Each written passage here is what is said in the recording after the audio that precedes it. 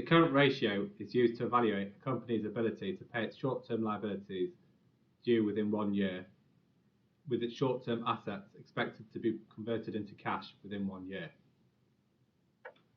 The formula for the current ratio is current assets over current liabilities. Current assets typically include cash, cash equivalents, debtors, i.e. unpaid sales invoices, inventory as in stock, and other assets expected to be converted into cash within a year.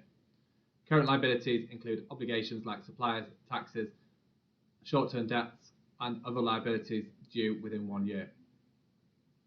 This ratio helps assess a company's liquidity, indicating its ability to cover its short-term financial obligations.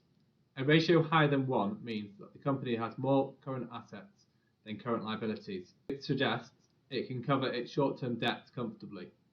However, a very high ratio might indicate inefficiency in utilising assets. On the other hand, a ratio significantly below 1 might imply potential difficulties in meeting short-term obligations.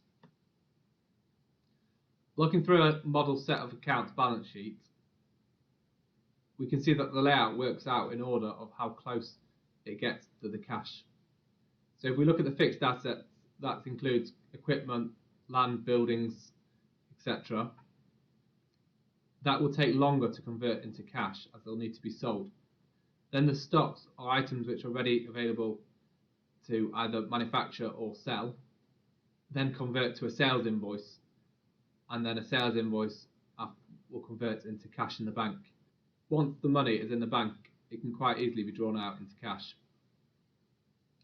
Then we work the other way, looking first at what the cash will be spent on soonest, at the creditors within 1 year, going over to the creditors after more than 1 year, etc. For the purpose of the current ratio, we're going to be focusing on the current assets and current liabilities on the balance sheet. In this model set of accounts, in the current year, you have a current ratio of 1.2, and the previous year, the current ratio was 0.753. The current year ratio is calculated by taking 163,000 of the current assets and dividing it by the current liabilities of 136,000, which gives us a ratio of 1.2, meaning it can comfortably cover its liabilities.